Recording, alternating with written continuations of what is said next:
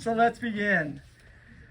The Isley Brothers, they started as gospel singers, but they converted to the most wonderful, probably one of the most influential bands in pop music history. They've won a couple Grammys, including Song of the Year for the song I just played, It's Your Thing, in 1970, and they won a Lifetime Achievement Award by the Grammys in 2014. Their influence is heard at every sporting event in America via the song Shout. There's also a song by this English group called the Beatles that popularized a song called Twist and Shout. Those two songs, which were originated by the Isley Brothers, are in the Grammy Hall of Fame. 3+3 Isley Brothers was a double platinum album, so it sold 2 million copies and was ranked in the top 500 of all time in popular music, according to Rolling Stone magazine. That Lady, which was not long ago sampled by one Kendrick Lamar, whose video featured a cameo by Ronald Isley, shows that the brothers' influence resonates today. To talk about that in his wonderful book, Darrell M. McNeill is a Santa Barbara-based producer, musician, composer, arranger, contractor, promoter, critic, and journalist. He is Director of Operations for the Black Rock Coalition, a grassroots 501(c) advocacy group, promotion and production nonprofit for artists of color who defy the music industry's stereotypical constructs regarding black music. He has written for publications such as The Village Voice, Vibe, Spin, and Ravers. Please welcome Darrell M. McNeill.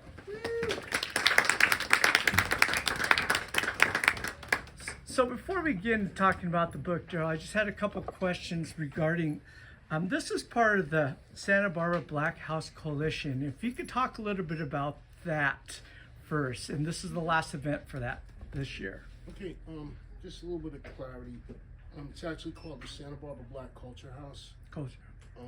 And it is a pop-up event space that I created in partnership with my wife Sally. We started it in 2020, and February 2020, we were working with a bunch of other culture leaders in the city of Santa Barbara to present Black History Month events for February, because there really wasn't a whole lot going on. Mm-hmm. And we decided that we would make it a point to try to find some unused or underutilized space to present live events, live engagements connected to art, culture, history, life of African Americans. And we've been doing it every year since 2020. This year marks our 6th year, and we presented Culture House in a number of different venues.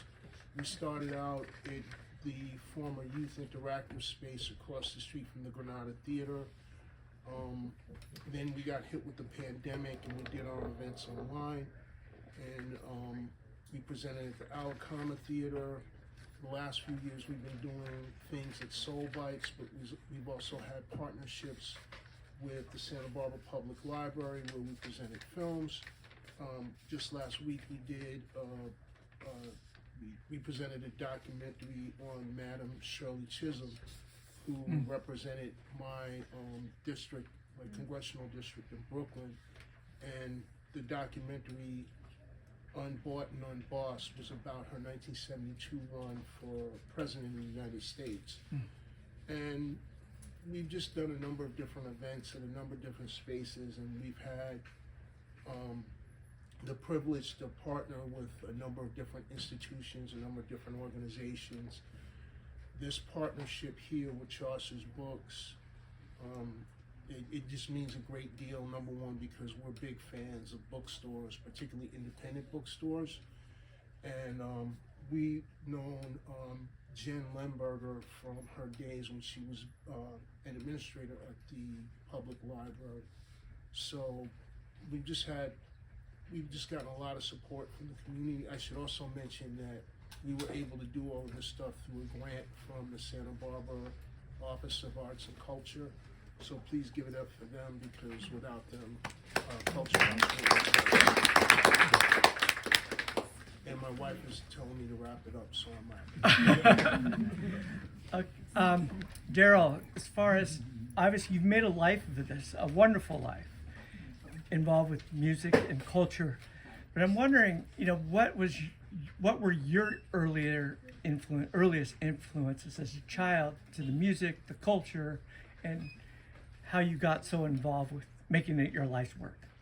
Well, there are too many influences to name. She's going to be on me if I get too deep into too many of them. I can honestly say, since we're here to talk about the Isley Brothers, one of my first cognitive memories are like two critical pieces by two critical artists. You just played the song "This Old Heart of Mine" by the Isley Brothers when they were on Motown, and that was like one of the earliest songs that I remember my father playing in the living room, and it stuck with me ever since. And he was a staunch zealot of the Isley Brothers. He bought every single record that the Isley Brothers ever did, like sight unseen, note unheard. He saw the name Isley Brothers, he just bought it. So that was always in the house. The second one was "It's All Right" by Curtis Mayfield and the Impressions. Shout out to Greg Freeland over here, because his subtitle of his book is "It's All Right." But Curtis Mayfield has also been like a foundational influence for me. And as I grew older, obviously all sorts of other things have filtered into my mix, my shuffle, as it were, my shuffle mix. And I'm talking generationally. I listened to my grandfather's music, my father's music had a huge influence on me. And then I attended the High School of Music and Art in New York, which is, it's not the famed school, it's the sister school to the famed school. But I attended there, and I was surrounded by tons and tons of musicians. So, I heard everything, I listened to everything. I actually went to music and art as an art major, and most of my friends, ironically, were musicians. So in the back of my mind, I said, you know what, this art thing is like, this music thing may be the thing that I end up doing. And once I graduated, I took baby steps, but I gradually made my way into becoming an active musician and an active music professional. And that's what I've been doing ever since. Great. This is a wonderful book, by the way, but there's one statement that really struck me, and I'm wondering if it's about how it influenced you in writing this book. And you wrote, "The history of popular music in this country can be described in terms of Black innovation and white popularization." And I wanted you to talk a little bit about that statement. That statement was actually a quote from Rebbe Garofalo, who's a noted ethnomusicologist, and he was just basically laying out this pattern of so many of the different popular forms and genres of American music, which have their roots and their foundation in Black people and Black culture, and the challenge that Black artists have in transitioning their contributions in ways that they are recognized for. You mentioned the Beatles, for example, covering "Twist and Shout," and the Isley Brothers, obviously they did it first. The Beatles version is obviously far more popular. And we can say the same things about like a Led Zeppelin or an Elvis Presley or a Deborah Gibbs or any number of different white artists who covered music by Black artists. Hound Dog, which is like was like Elvis Presley's Dynamite, was actually originally recorded by Big Mama Thornton, and she, you know, we can go into like the whole politics and logistics of it, but Big Mama Thornton ended up dying penniless Yeah. at the end of her career, and that was like the biggest song of her career, written by Jerry Lieber and Stoller, and you know, the Elvis went on to be Elvis. And you know, we can talk about the legitimacy of it or the illegitimacy of it, but it's an issue. You mentioned my work with the Black Rock Coalition. You know, part of my work with the Black Rock Coalition is calling attention to the fact that, okay, there are two separate narratives going on. How do we reconcile these separate narratives? Interesting. Would you like to share about your book? Well, don't mind me, I'm reading a little, but I'm trying to be as off the cuff as possible. The book was actually an offshoot of a different book that I've been working on about what I term as the ethnic cleansing of American popular music, specifically regarding the genre of rock and roll. Even though rock and roll originally was classified as rhythm and blues, I mean, that was what rock and roll was. We'll say in the 1940s and 1950s, as more white performers and listeners began engaging the form in the 50s and in the 60s, and more specifically the 70s, the industry and the media began moving away from identifying black artists as rock and roll artists. They were using other semantics and other terms like funk and soul and R&B and disco and what have you, but not all of black performers were performing that. They were doing rock and roll. The Isley Brothers was one of those groups that maintained their rock and roll roots, their rock and roll influence. And one of the reasons why I wrote this book was because they are a case study in how, you know, business changes the rules and moves the goalposts with regard to like African American artists, Latinx artists, indigenous artists, by putting them in these boxes, which may or may not be applicable to them. In this book. Oh, If you want I'm supposed to be reading. I'm sorry. it's okay. These are a few of the benchmarks from the Isley Brothers 68-year portfolio. I should mention in all of this, as you know, one of the things that I cite in the book is the Isley Brothers are arguably the longest active, longest tenured rock and roll group. Not rhythm and blues group, not soul group, not disco group, not funk group, rock and roll, because that's where they started. That's what they were designated as when they started.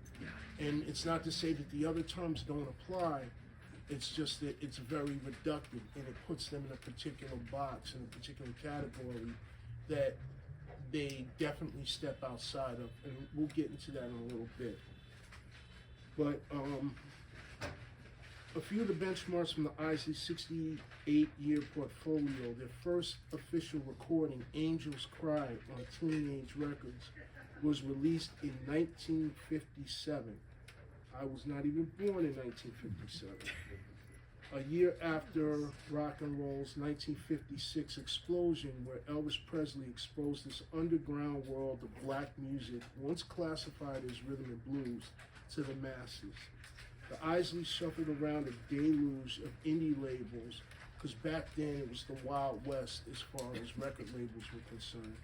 Teenage, Gone, End, Wand, before scoring the million-selling Shout on RCA in 1959, making them legitimate stars among legions of pioneers like Little Richard, Chuck Berry, Bo Diddley, Ray Charles, Big Mama Thornton, Ike and Tina Turner, Laverne Baker, Fats Dominoes, and countless others.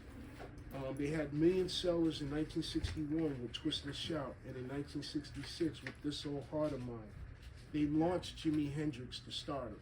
Jimi Hendrix was, the Isley Brothers were the first group that Jimi Hendrix played in as a professional guitarist. Their songs have been covered by rock icons like the Beatles, the Doobie Brothers, the Yardbirds, Whitney Houston, George Michael, and Robert Palmer. Their rock and soul anthem, It's Your Thing, was their only competitive Grammy, which they won in 1970. Alongside their original hits like Freedom, Lay Away, Pop That Thing, and Work to Do, they boast rich interpretations of rock standards like It's Too Late, Lay Lady Lay, Fire and Rain, and even scoring a top 10 hit with Stephen Stills' Love the One You're With. In the 1970s, the Isleys had 10 successive gold, platinum, and double platinum albums. They were inducted by Little Richard into the Rock and Roll Hall of Fame in 1992.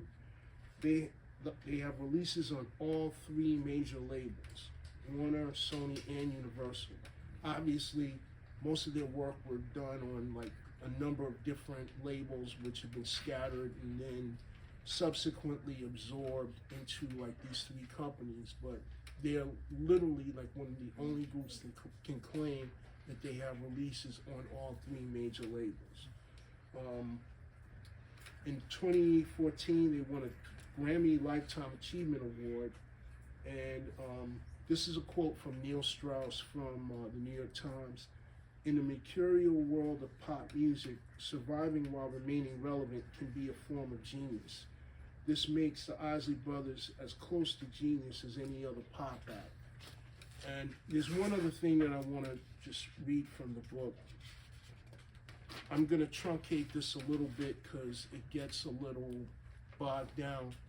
But the reality of the situation, because of separate and unequal marketing, a lot of people don't know how many records the Isley Brothers sold. They've sold over 18 million records here in the United States.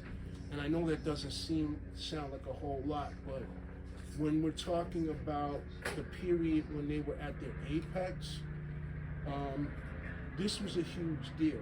18 million records was nothing to sneeze at. And they really outsold many, during the height of their career, they outsold many of the, how shall I put it, album-oriented rock artists who were getting all the accolades and all the media coverage and selling out stadiums.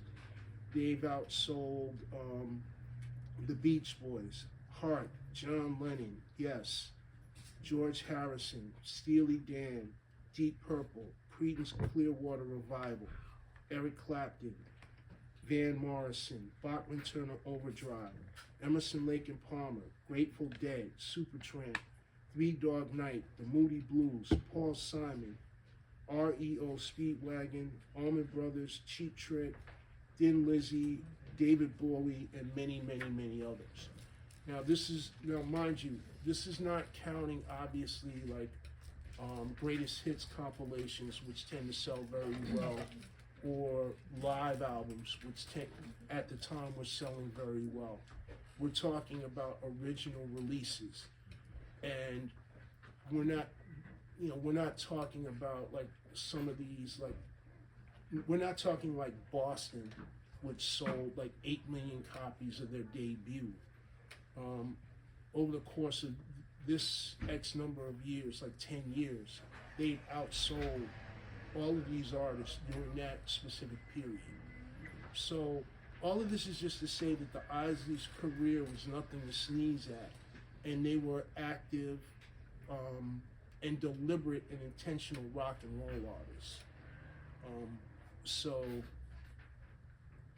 a lot of what I address in the book is like the inequity that existed for groups like the Isley Brothers trying to coexist in this world of album-oriented rock, which was a format of radio which really isolated and redacted black participation.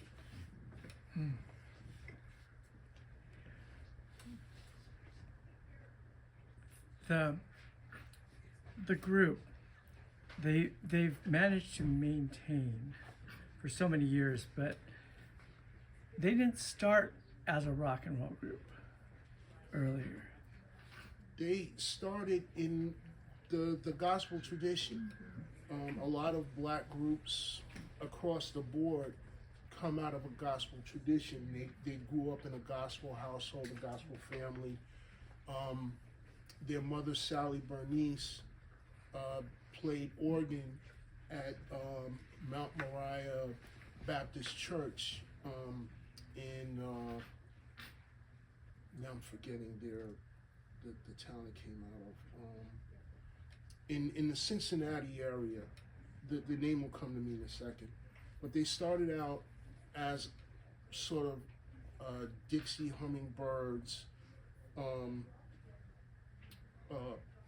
an amalgam of like the Dixie Hummingbirds and the Ink Spots, groomed by their father, groomed by their mother, and they sang gospel. Their mother took them on like regional barnstorming tours, so they grew up in that tradition. But their parents also groomed them in secular music. There wasn't the hang up that a lot of gospel artists had in terms of coming up in the church, and then having to deal with the dilemma of transitioning from gospel music to secular music. Their parents encouraged them to learn secular music. They encouraged them to do everything.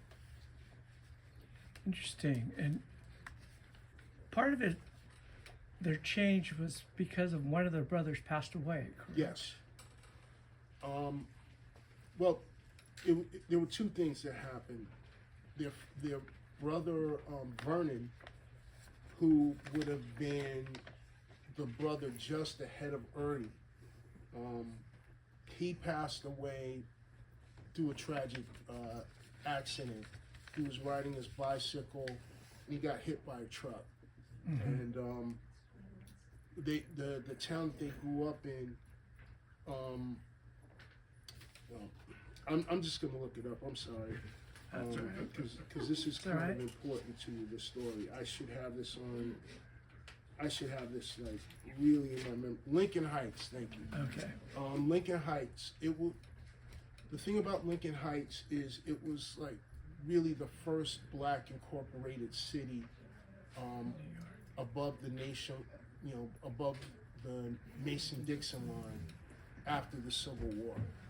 Yeah. And this was literally land that was being sold to black settlers who were coming up out of the Great Migration. The Great Migration was where this mass exodus out of the Jim Crow South went to parts east, went to parts north, went to parts west, and Lincoln Heights was sort of an outcropping of this.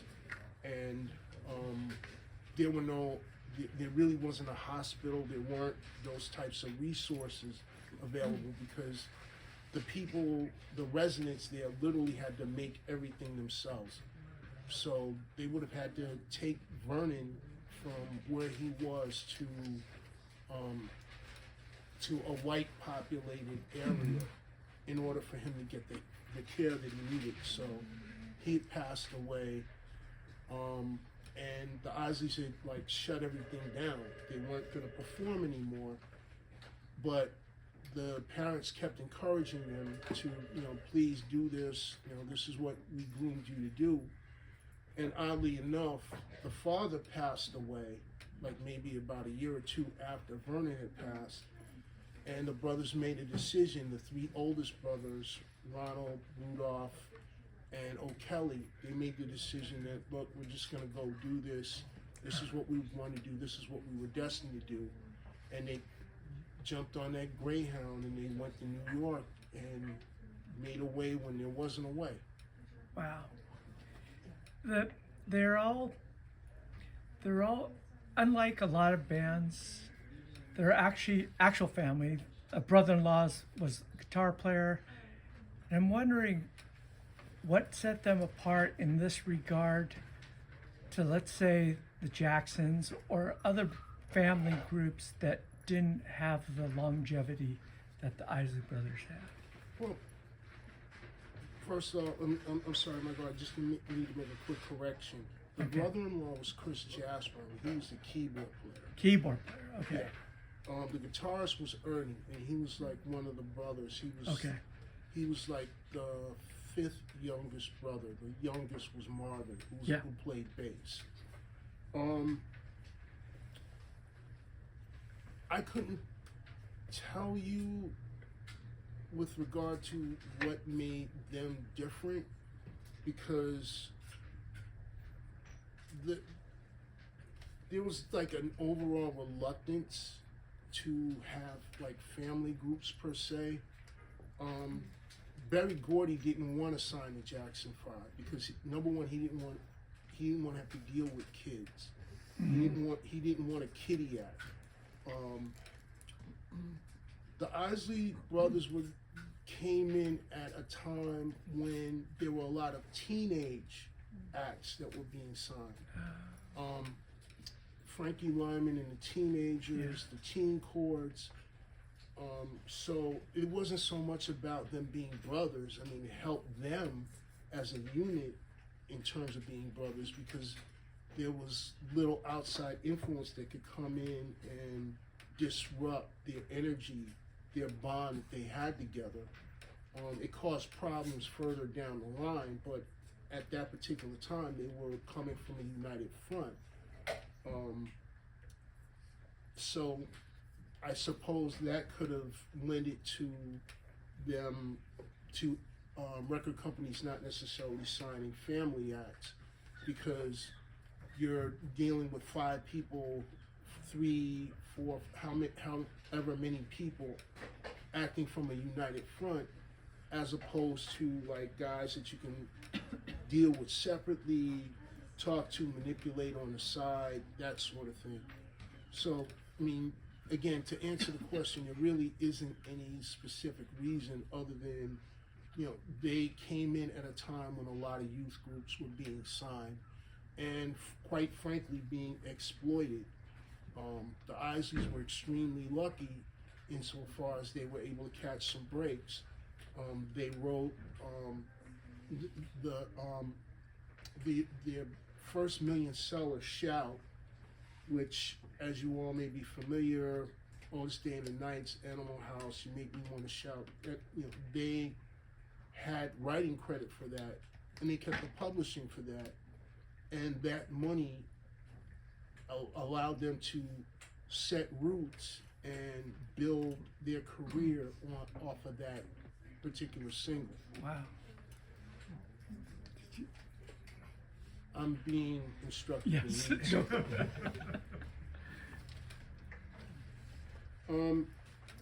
First of all, before I start reading, how many people here are like serious hardcore Isley Brothers fans? Because that'll kind of determine. And how many are just like kind of casual fans? How many of you have never heard of the Isley Brothers at all? Okay, everybody up. One. Okay. Okay. I won't single you out. No, I'm just. This will determine like something that I can read that will have like resonance. I made notes of a couple of like different things that I can read from, and I'm gonna put it to you guys to see which you would rather hear about. So I'm not fawning around looking for pages. I could read about the story. There's a story behind the song Shout. I could read that one. There's a story behind Twist and Shout, which is really interesting. There's also a story behind Jimi Hendrix coming into the band. So I put it on the floor I think you said Twist and Shout was really interesting, so Yeah. I thought it was good. Yeah. Okay, so then I'll read the Twist and Shout story. Now, before I get into this, I gotta set the stage a little bit. The Isleys had been in New York for a couple of years. They were coming off of the success that they had with the song Shout. And the key thing to remember, again, this was the Wild West of the music industry. The record labels hadn't even figured out that they were actually an industry. This was ahead of them actually formulating and solidifying and becoming an industry. So the Isleys bounced around at least 7 or 8 different labels before they settled on developing and building their T-neck brand. So coming out of the Shout, the single Shout, this was like maybe a year or two after that, and they end up at Wand Records, and the story starts here. Next stop was Wand Records, a subsidiary of Scepter Records, founded by Florence Greenberg, wife turned powerhouse record executive. I'm going to interrupt a second. Florence Greenberg was like one of the most important and underappreciated and not really talked about figures in music. There were only like maybe at this point a handful of women who were leading record labels, and she had 4, and she retired a millionaire. She left on top, and she's a key figure to do your own research on at your own leisure. Next stop was Wand Records, a subsidiary of Scepter Records, founded by Florence Greenberg, housewife turned powerhouse record executive, like Miriam Bienstock. Miriam Bienstock worked on Atlantic Records, by the way. One of a few scant women on the scene. Greenberg learned the trade by taking a job with Miriam's now husband, Freddie Bienstock, who was a family friend. She easily took to the profession and, striking out on her own, started 4 labels. Greenberg managed the business side, while songwriter, producer, and one-time paramour, less said about that the better, Luther Dixon, groomed talent as A&R and in-house producer.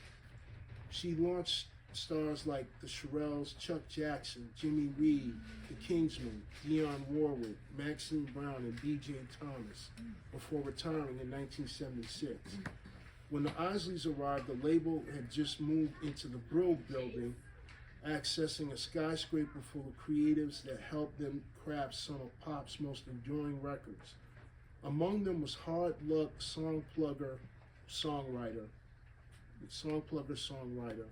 turned producer Svengali, Burt Burns. Burns produced jewels such as A Little Bit of Soap, I Want Candy, Piece of My Heart, and Hang On Sloopy. The initial session was rocky. The group had first crack at pop maestro Burt Bacharach's classic Make It Easy on Yourself. But Dixon altered the title and the lyrics to Are You Lonely by Yourself? A heresy given Bacharach's legendary fastidiousness.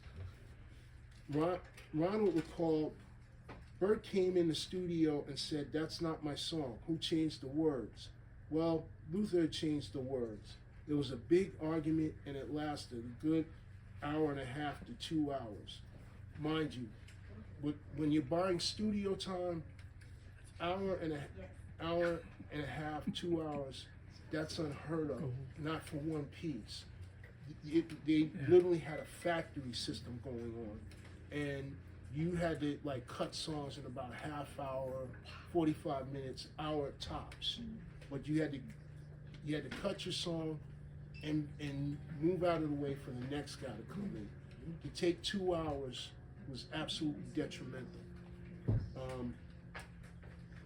What ended up happening was Backrack pulled the piece all together. As an aside, soul legend Jerry Butler heard the demo sung by Dionne Warwick and flew in to cut it with Backrack, hitting number 20 on the Billboard Hot 100, number 18 on the R&B chart, and just a quick rest in peace, rest in power to Jerry Butler, who just passed away a couple days ago. Major soul legend, major influence on me. Definitely check him out. Meanwhile, Bronx Burt, whose session was scheduled right after Forest Hills Burt, was livid because his studio time was eviscerated, having only 15 minutes to cut. A year prior, Burns suffered a similar abuse as Backrack nearly did.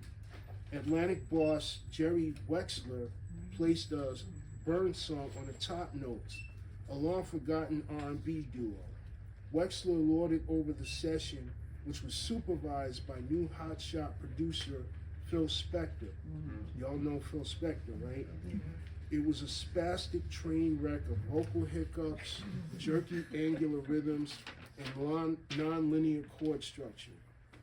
Burns was horrified but powerless under Wexler's iron fist. Twist and Shout died an unlamented death. You effed it up. I'm cleaning it up for the kids. You effed it up. His exact words to Wexler. In the Isleys, Burns saw an opportunity for resurrection and give a chance to give the finger to Spector and Wexler. It took some convincing, but the Isleys gave him his chance. Smoothing the groove into a loping mambo backbeat, swaggering horns, Ronald's assured lead, and adding a tension-building bridge out of an ascending chromatic vocal passage. The new version brought a funk alien to the Atlantic version. It was dynamite on wax, and record buyers responded. The single rocketed up Billboard, peaking at number 17 on the Hot 100 in 1962, and number 2 R&B, with a 5-month chart run. The Isleys finally cracked the top 20 with a bona fide rock anthem. Supreme affirmation came from the Beatles performing it in their live set and recording it for their first EP. It reached number 2 on Billboard in 1964. Paul McCartney said in the Burns documentary, "The Isleys version just blew our minds. This was a great song to perform." But again, the Isleys couldn't get any traction on follow-up singles. The song was a windfall for Burt Burns, $90,000 from the Beatles alone. And he'd collaborate with the Isleys again, but with no other hits, the Isleys were on the move once more. So, Wow. during the early part of their career, just to put this in context, the Isleys had this cycle of dealing with these early record labels, and more times than not, they didn't necessarily have a whole lot of success. They were like trying to get hits. And a couple of times that they did get hits, it would be like they would put a song out, and then that would be a big hit. Shout was a big hit. Twist and Shout was a big hit. But the follow-up singles just didn't go anywhere else. So they were constantly on the move. Even when they did This Old Heart of Mine with Motown, that was another million-selling hit. And Motown was running like a factory at that particular time. They had more artists and they knew what to deal with. And the Isleys weren't necessarily well received at Motown because they had a line around the block of artists that they had to create music for, all of whom were trying to get stardom, all of whom were trying to get hit records.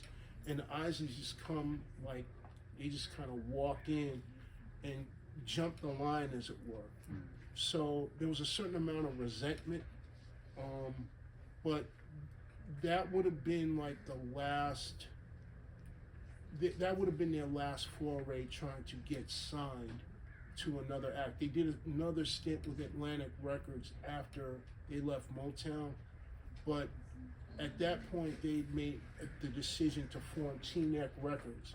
They'd actually formed T-Neck Records earlier, but that was when they made their commitment to make T-Neck work for them as independent artists with their own label, and they signed. They got a distribution deal through Buddha Records, and then the rest was history after that. It's Your Thing was the first single, and their legend built from there. It seems that the Isley Brothers didn't fit into the box of Motown because of their such unique style, their guitars. And I'm wondering about the success of, be brief here because we want people to buy the book, but success of 3+3 on their own terms. Right. The Isleys had gone through a number of different changes, and again, when they signed with, when they got the distribution deal with Buddha, they'd made an intentional decision to fully commit to their development of their sound, of their brand, and have ownership stake in everything that they put out. They didn't want to necessarily be filtered through other people. They didn't want to be handled anymore. And Motown is nothing if like handlers of talent. Stevie Wonder had to like let his contract expire in order to negotiate creative freedom when he turned 21. Everybody was pretty much packaged, and it was very much an assembly line situation.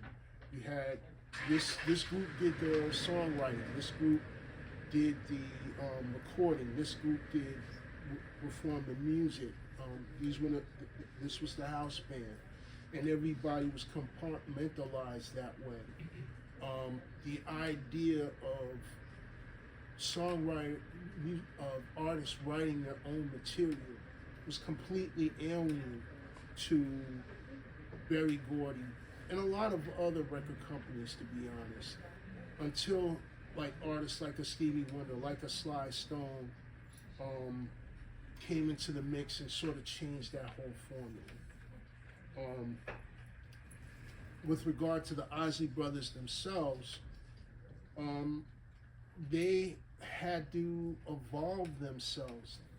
When their time on Buddha gave them the opportunity to evolve as artists and figure out what kind of music direction they wanted to go in, and bringing in their younger brothers and brother-in-law, bringing in Ernie, guitarist, drummer, bringing in Marvin, bassist, bringing in Chris Jasper, keyboard player.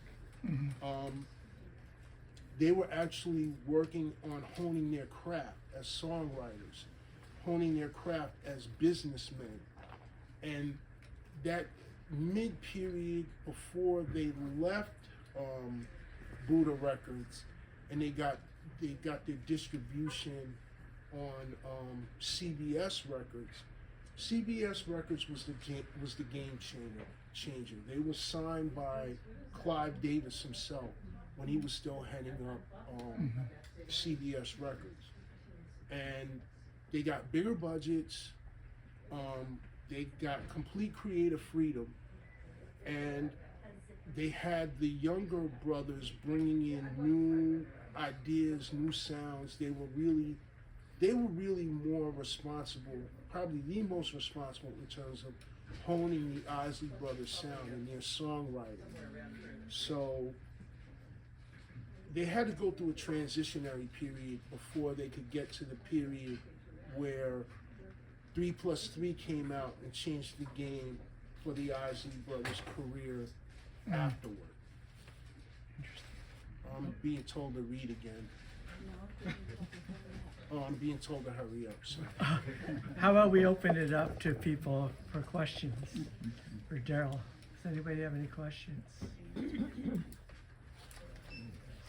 I came a little bit late, but who were the people that kind of the Everly Brothers started to really appreciate when they first started out or along their career? Like what kind of musicians do they like? What kind of Well, who did they get inspired by? Say, for Who did, instance. who did the Isley Brothers? Isley. Oh, the Isleys. Oh my God, did I call Isley? I'm sorry. It's okay. Everly. I couldn't say because the Isleys never really talked much about their early influences. I know that the father had groomed them to, the Ink Spots were a major influence. The Blind Boys of Alabama were a major influence. The Dixie Hummingbirds were a major influence. They listened to a whole bunch of different things. If you listen to their growth as artists, there was a period in the 70s when they were covering a lot of artists, a lot of white rock icons like Bob Dylan, like Seals and Crofts, like Todd Rundgren. They were pretty much open to everything, and they don't really get a whole lot of credit for that. They had a big hit with Love the One You're With. Huge hit with Love the One You're With. And, you know, that was a Stephen Stills song that he put out solo outside of Crosby, Stills, Nash and Young. So it's hard to pinpoint any specific influences. And the other thing is the influences that the younger guys brought in, because they were making their older brothers hip to like the new sounds that were coming out and keeping them abreast of what was going on. You know, they turned them on to like Earth, Wind and Fire. They turned them on to Quincy Jones, Stevie Wonder stuff. Yeah. And it's really interesting because Stevie Wonder was Stevie Wonder was their label mate on Motown. And Stevie Wonder, when they were on the label, we're talking about like 1967, 1968, he was a completely different animal than what he eventually would evolve into and become later. There's a section in the book where I'm writing about they're doing the 3+3 album. They're recording the 3+3 album, and they have Malcolm Cecil and Richard Margoloff as production consultants. This production consulting team was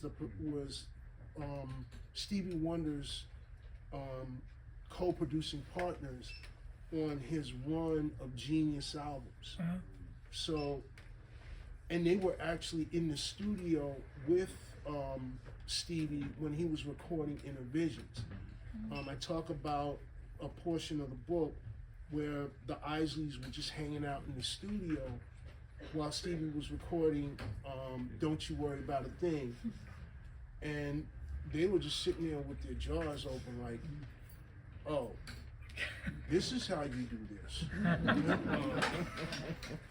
So, again, the influences came from all over. I just want to mention one thing. Have anybody heard Luther by Kendrick Lamar, the new song with SZA? It's kind of nice because they take Luther Vandross, his song, and mix it together with a new one by Kendrick Lamar. It's a really nice tribute to some of the older musicians. Absolutely. And, you know, the Isleys, you know, paid tribute to, like, the best of the best of the best. Lay Lady Lay by Bob Dylan. Fire and Rain and Don't Let Me Be Lonely Tonight by James Taylor. The Isleys had impeccable taste in terms of like the songs that they chose to, you know, the songs that they chose to cover, but they also had incredible taste in terms of their own original material. Yeah. Some of that music is like, you know, has stood the test of time, not just in terms of the sampling, but as on their own. And any given day, you can turn on a radio and hear the Isley Brothers playing somewhere. If you listen to Kendrick Lamar's "I," Oh, that's a you great can song. hear that lady in there. And in the video, if you watch the video, it's Ronald Isley is making a cameo in that video. It's a great video. And you know, a lot of I'm gonna get to you in just a second, Greg. You know, and Kendrick Lamar wouldn't be the first. I mean, obviously Ice Cube, Snoop Dogg, the Public Enemy.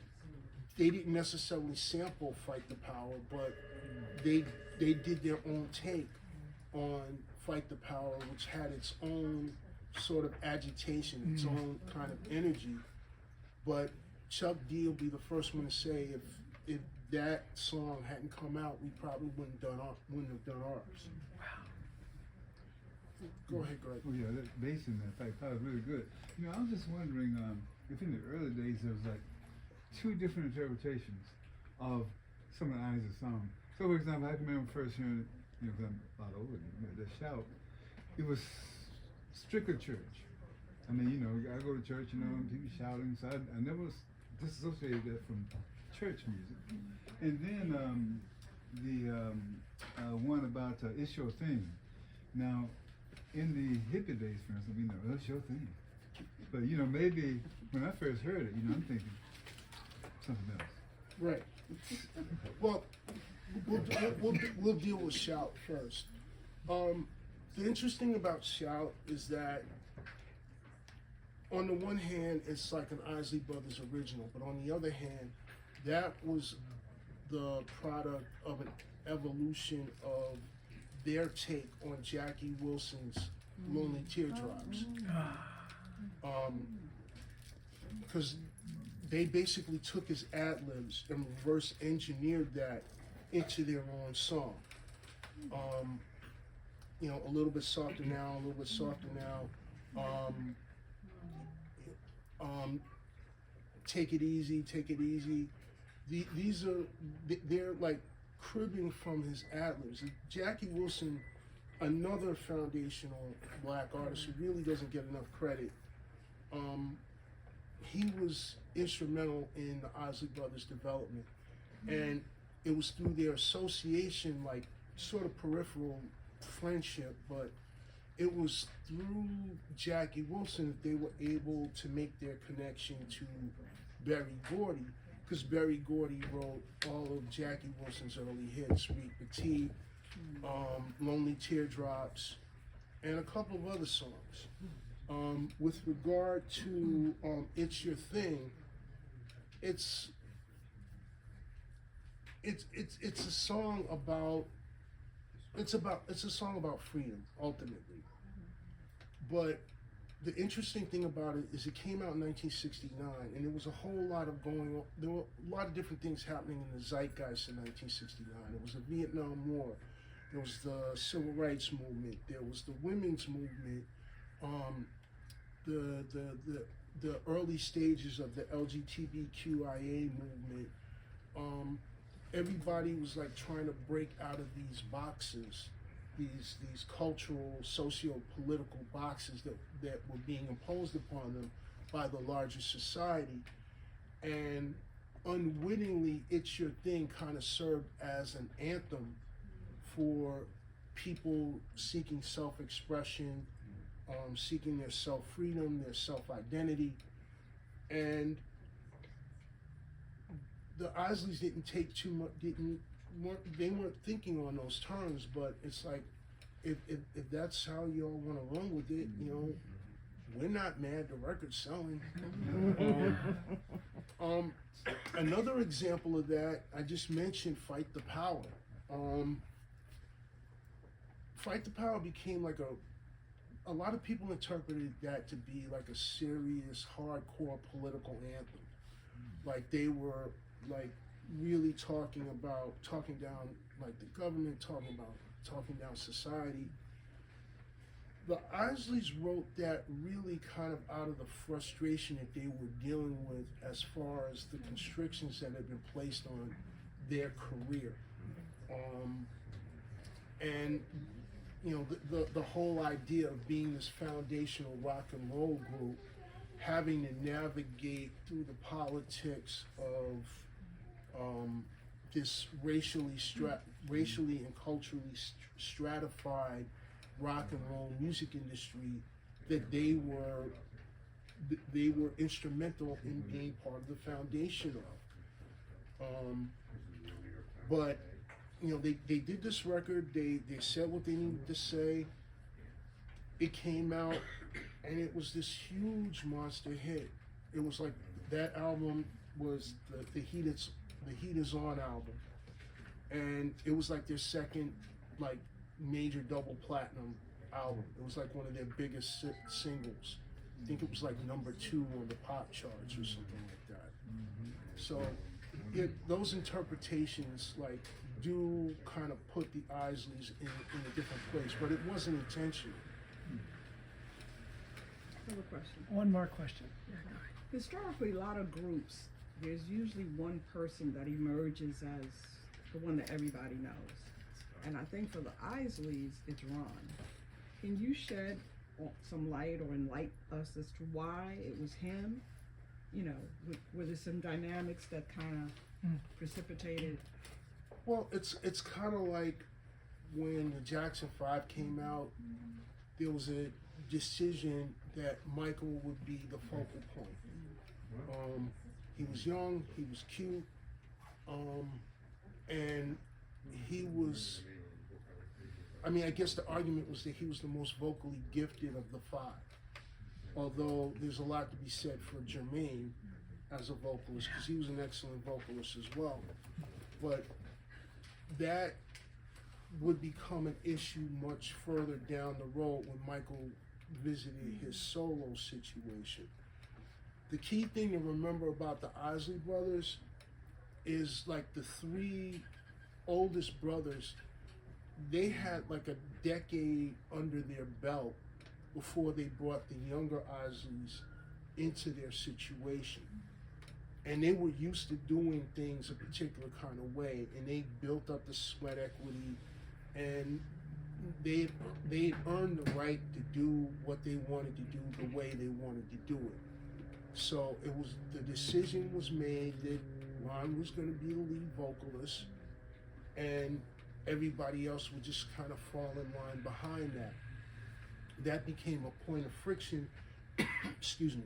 That became a point of friction later in the Isley's career, when the younger brothers wanted to have more input on the creative side, and it was suggested like the Isleys actually, in addition to expanding as a band, but expanding as a vocal group, because Chris Jasper was an excellent singer. Ernie Isley, he was a pretty good singer himself. Rudolph Isley, unbeknownst to me when I first started my research, he had done like some of the lead vocals on the Isleys' early songs, like the doo-wop days. So the thought process was, well, why don't we have like some other guys sing lead, and why don't we try like other types of vocal harmony? Why can't we do things like the Temptations, where they had like literally 5 lead vocalists? But the older brothers kept holding it over the younger siblings, like, look, this is the way we do things. This is the Isley Brothers. This is our identity. We're not going to vary from that. And that became a source of friction at the tail end of the 3+3 period, which I write about in the book.